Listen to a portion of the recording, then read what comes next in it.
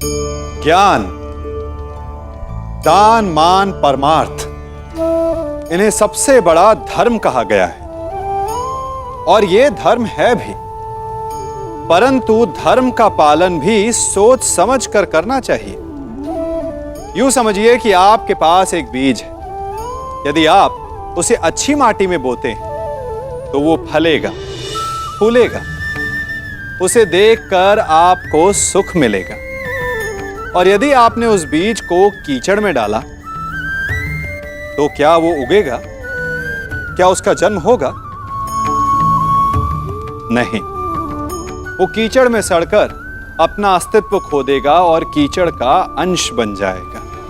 और यही नियति ज्ञान, मान, दान और उपकार की भी होती है। सुपुत्र को दिया गया ज्ञान, उस पर किया गया उपकार फलेगा, आपको सुख देगा, अपनी श्रृंखला बनाएगा।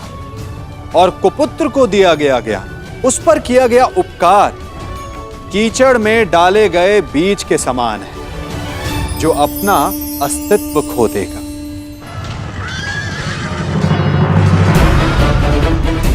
सारथी, आगे बढ़ो।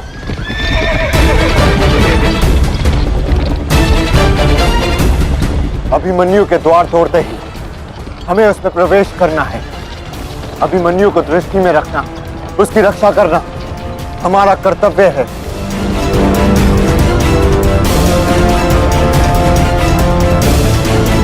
आ बालक, आ महारथियों, ऐसी मृत्यु देने से कि इसकी चित्कार उन पांडवों के हृदय को चीर देगी।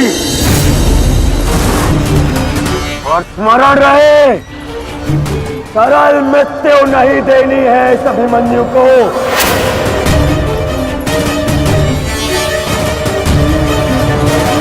नहीं देनी है ऐसे सरल मृत्यु।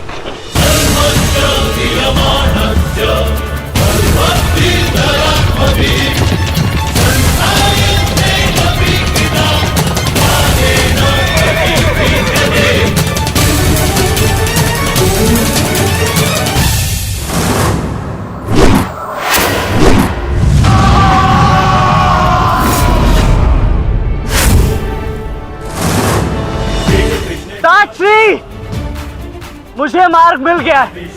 इससे पहले कि द्वार बंद हो जाए, आप शीघ्र ही मेरे पीछे आइए। सारथी, शीघ्रता करो। शीघ्रता करो सारथी, शीघ्रता।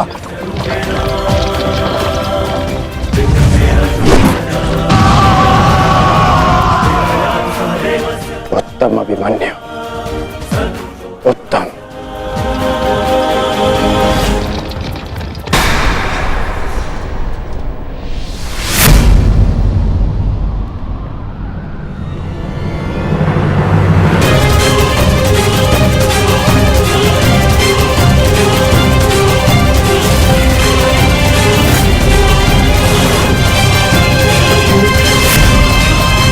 एक बार तुम्हें क्षमा कर दिया था, किंतु अब नहीं।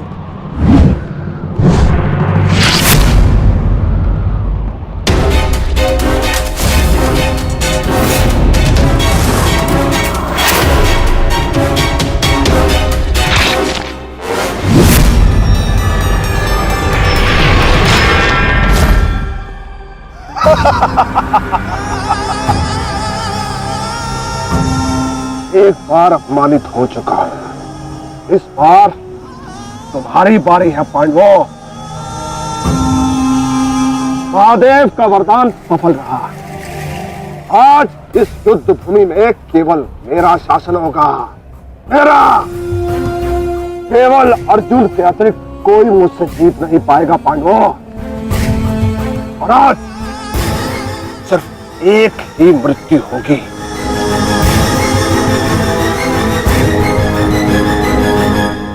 अभिमन्यु की।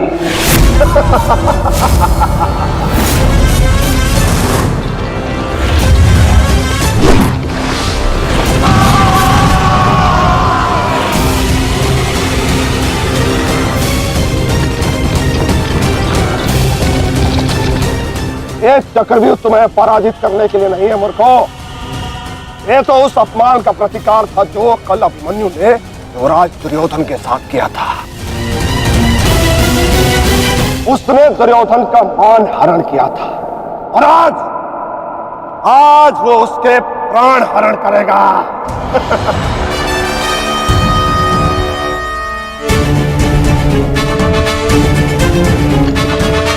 अभिमन्यु लौट आओ, ये एक षड्यंत्र है।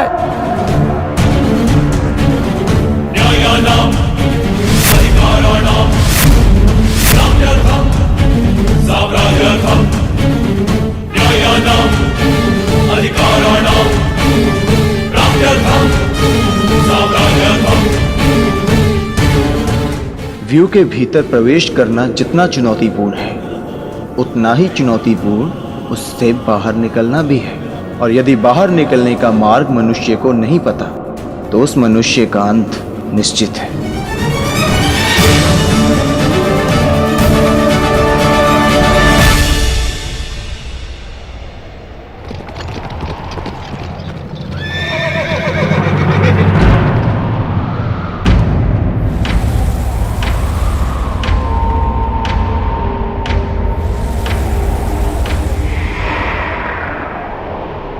आगे बढ़िए माधव, शत्रु समक्ष है।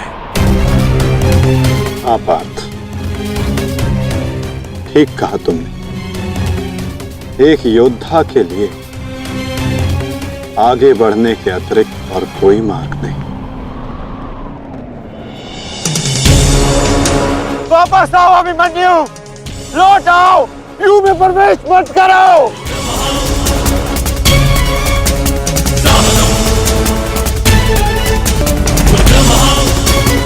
मेरे लिए अब लौटना संभव नहीं था श्री। यदि हमने इस चक्रव्यूह को नहीं तोड़ा तो हम ये युद्ध हार जाएंगे, और मेरे रहते ये संभव नहीं।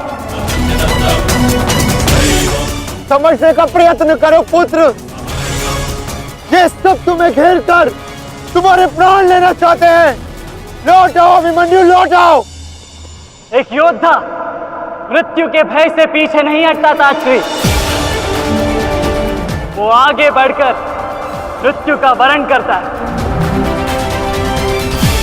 और आज मृत्यु को भी अर्जुन पुत्र के बाणों का तेज सहना होगा।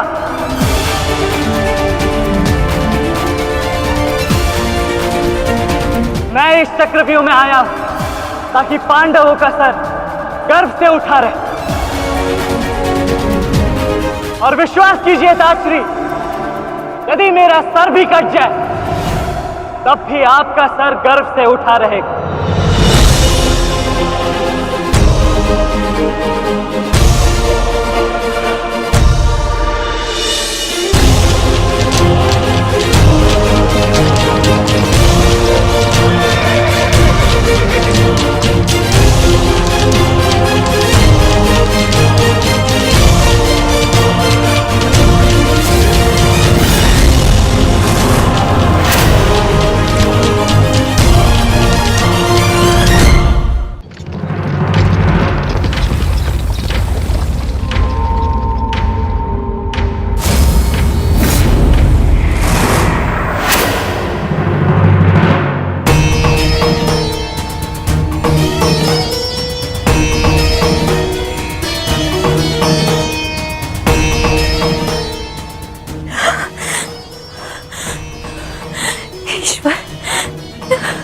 ईश्वर मेरे पुत्र की रक्षा करना। आओ आओ अर्जुन पुत्र आओ, तुम्हारा अपने इस मृत्यु व्यू में स्वागत है।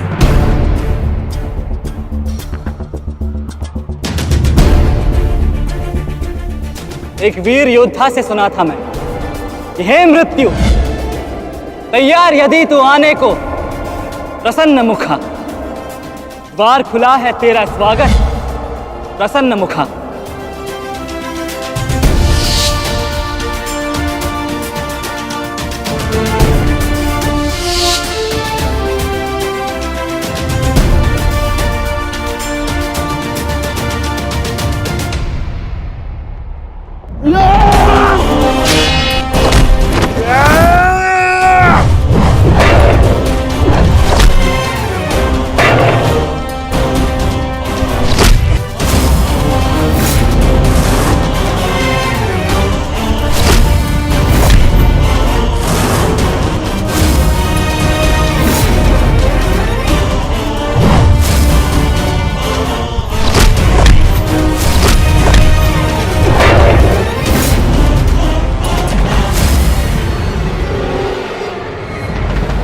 चाहूं तो तुम्हारा और बाकी तीनों पांडवों का इसी क्षण अंत कर सकता हूं मैं। किंतु उसके साथ उस पीड़ा का भी तो अंत हो जाएगा जो अभिमन्यु को पल पल मरते देख तुम्हें होगी। फिर उस पीड़ा का अनुभव कैसे होगा तुम्हें जो जयद्रथ ने इतने वर्षों तक सही है। अभी तो वो दृश्य देखना शेष है जिसे देखकर तुम स्वयं मुझसे अपनी मृत्यु की भीख मांगोगे। तुम्हारे सामने तुम्हारे कलेजे के टुकड़े टुकड़े होंगे और तुम कुछ नहीं कर पाओगे, कुछ नहीं। क्या हुआ? इतने महारथी को देख के भयभीत हो गए? क्यों? नहीं काका श्री, अपितु ये तो सम्मान की बात है कि एक साथ इतने सारे योद्धा मुझसे द्वंद्व करने की प्रतीक्षा कर रहे हैं। अच्छा, सच में महान धनुर्धर अर्जुन के पुत्र और महानतम योद्धा वासुदेव कृष्ण के भांजे का स्वागत ऐसा ही होना चाहिए। प्रणाम स्वीकार करे आदरणीयों।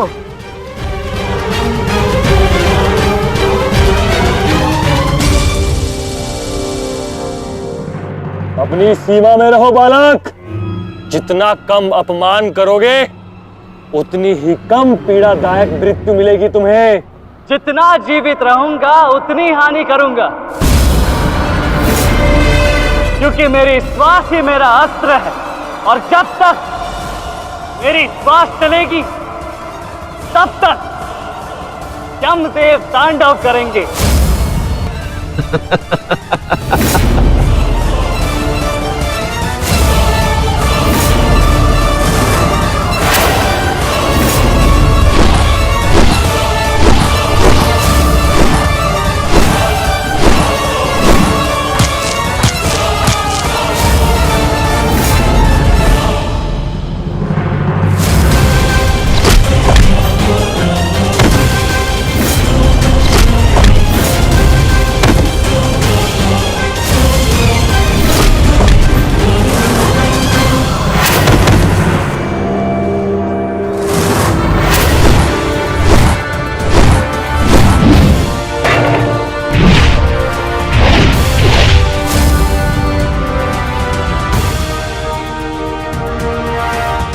कुछ स्मरण हुआ काका श्री? कहा था ना मैंने कि जब जब आपसे द्वंद्व करूंगा तब तब आपके वस्त्र हरण करूंगा और तब तब आपके मुख पर इस लज्जा को देख अपने मन में जल रही प्रतिशोध की ज्वाला को शीतलता प्रदान करूंगा। और हो गया मेरा अपमान, अब और नहीं। महारथियों, आक्रमण करो इस बालक पर।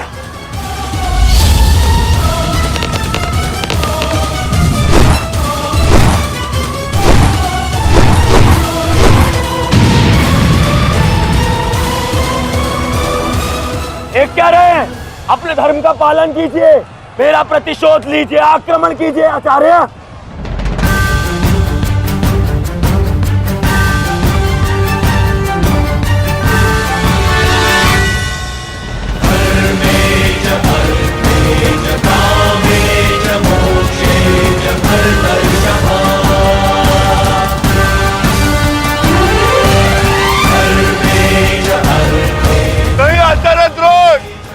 ऐसा अनर्थ मत कीजिए। ऐसे अधर्म में आप कैसे सम्मिलित हो सकते हो?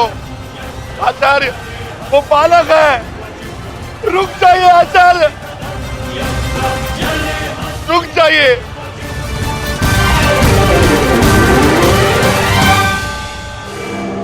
अपना दिया वचन स्मरण है ना पिताश्री? इस बालक की शक्ति इस रथ में है जो इसे सुरक्षित की हुई है। आचार्य, इस बालक को रथ विहीन कीजिए।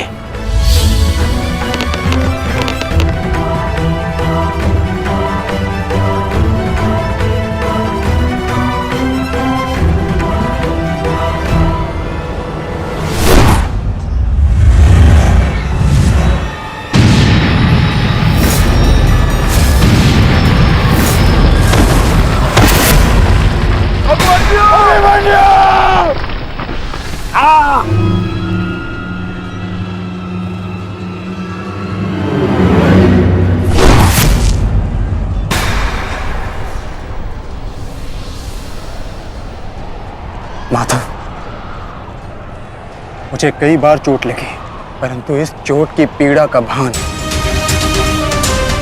मेरे मन को विचलित कर रहा है। कहीं ये कोई संकेत तो नहीं?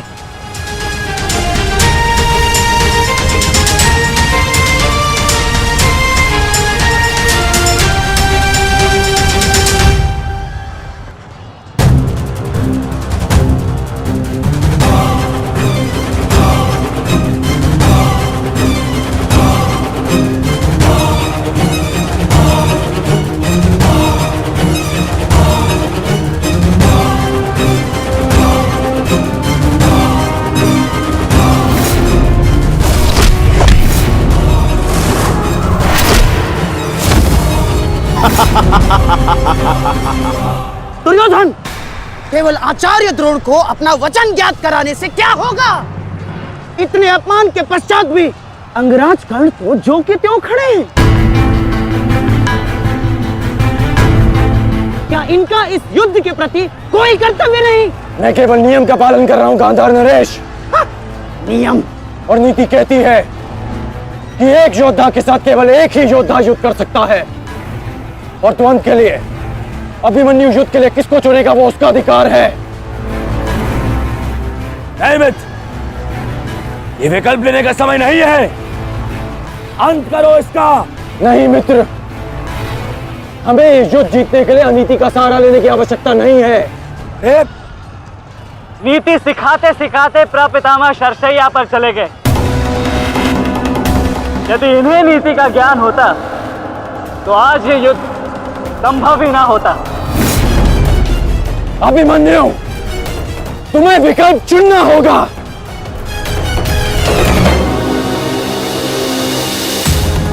तो फिर मैं आप सबको वन के लिए चुनता हूं।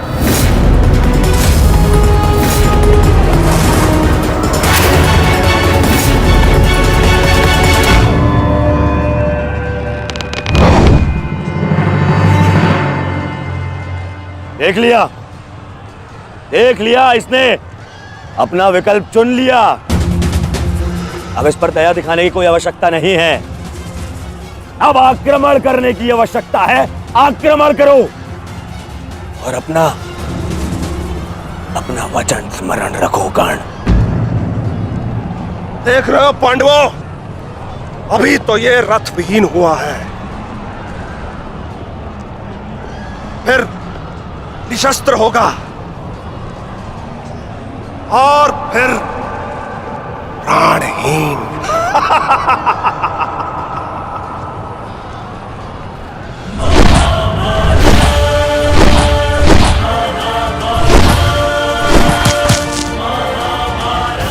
ये क्या कर रहे हो? धनुष विहीन करो इसे।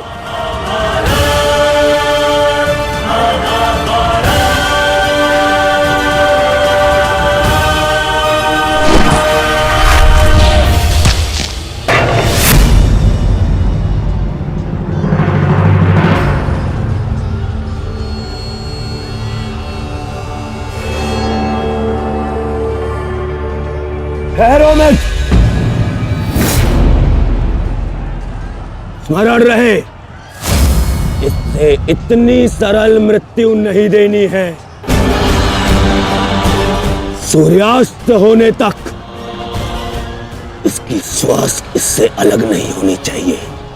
अबे इसे बहुत पीड़ा सहनी शेष है। मित्र, ये एक योद्धा है, इसे योद्धा की मृत्यु दो। अरे योद्धा नहीं है ये, उन भगोड़े पांडवों का मेला रक्त है। इसे बहना होगा। मित्र जागो, जागो मित्र, और प्रहार करो।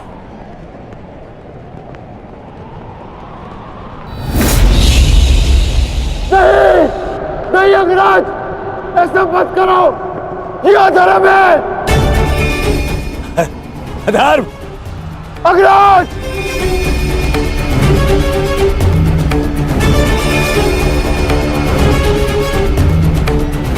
कौन? स्मरण करो कैसे इन पांडवों ने तुम्हारे पुत्र को मारा था। दया तो इन्होंने भी नहीं दिखाई थी उस पर।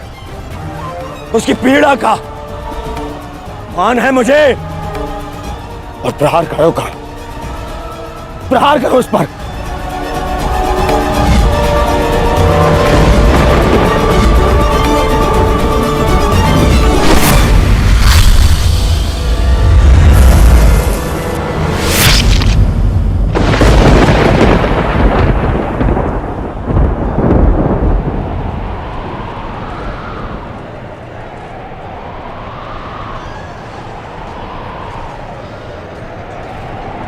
अभिमन्यु पुत्र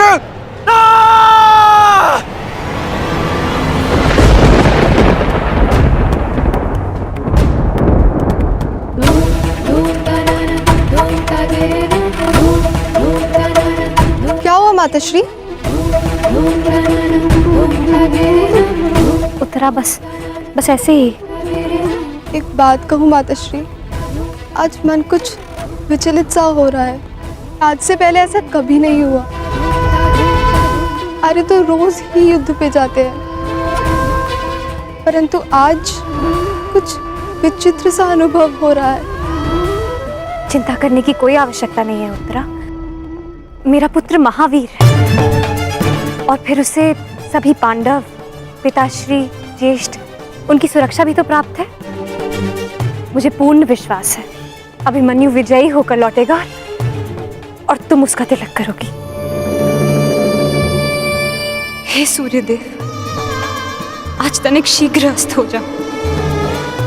मेरा पुत्र बिना सुरक्षा कवच के युद्ध में गया है।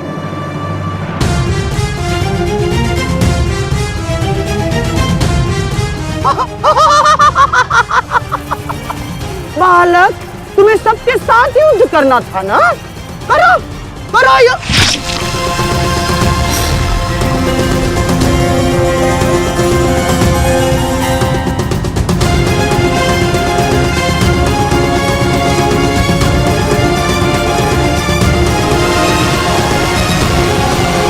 थक गए योद्धा? मेरी चुनौती अभी समाप्त नहीं हुई।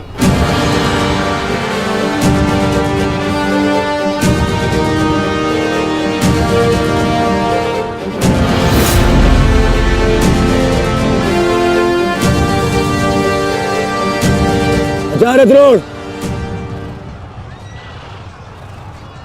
देख क्या रहे? प्रहार कीजिए इस पर।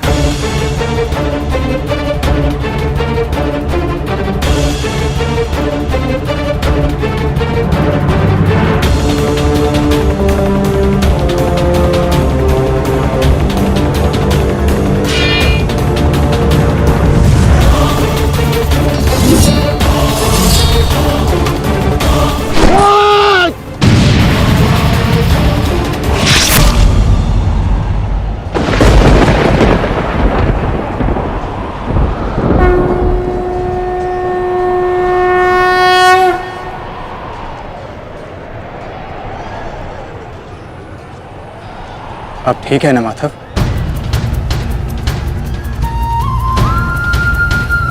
आपको कोई क्षति तो नहीं पहुंची? युद्ध में तो क्षति पहुंचती ही है पार्थ, किंतु इस पीड़ा को सहना एक योद्धा का कर्म और धर्म होता है। समय की मार को तो स्वयं ईश्वर भी नहीं टाल सकते। त्रिगर्ता सेना का नाश करो पार्थ।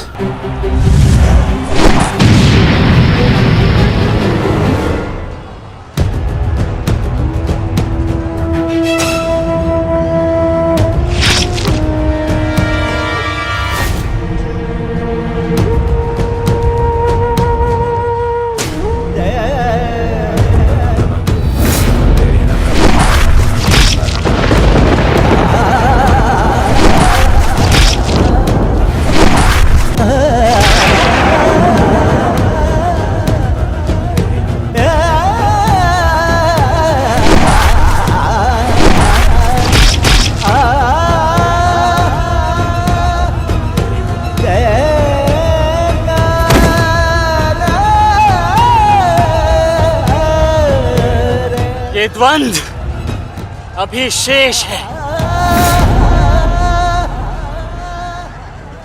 मैं महारथी अर्जुन का पुत्र हूं, महारथी भीष्म का प्रपुत्र, वासुदेव कृष्ण का भांजा। इतनी सरलता से नहीं मरने वाला। अरे ये द्वंद्व अभी शेष है।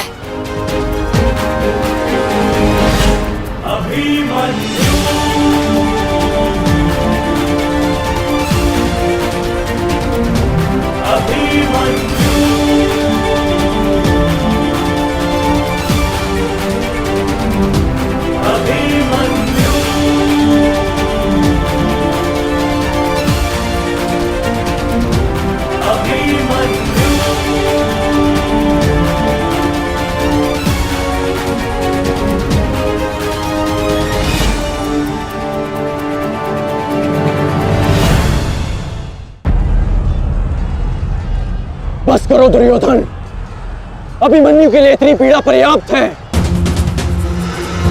देखो इसकी दशा। अब अभिमन्यु और उसकी पीड़ा का अंत करने का समय आ गया है। नहीं, मेरे अपमान के घाव अभी भरे नहीं है।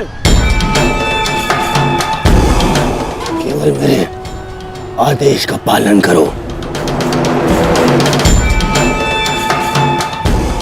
अभी इसकी मृत्यु का समय नहीं आया है। जीवित रखो इसे, पर प्रहार करो।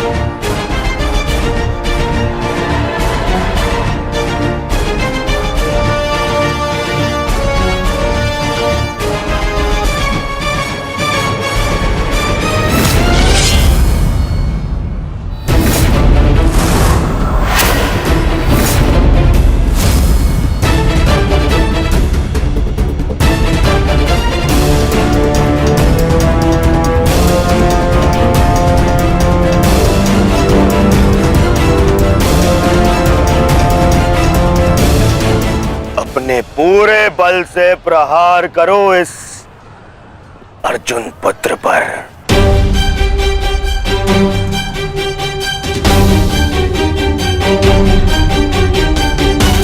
और स्मरण रहे,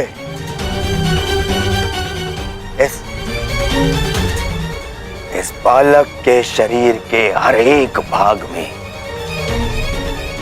घाव देखना चाहता हूं मैं।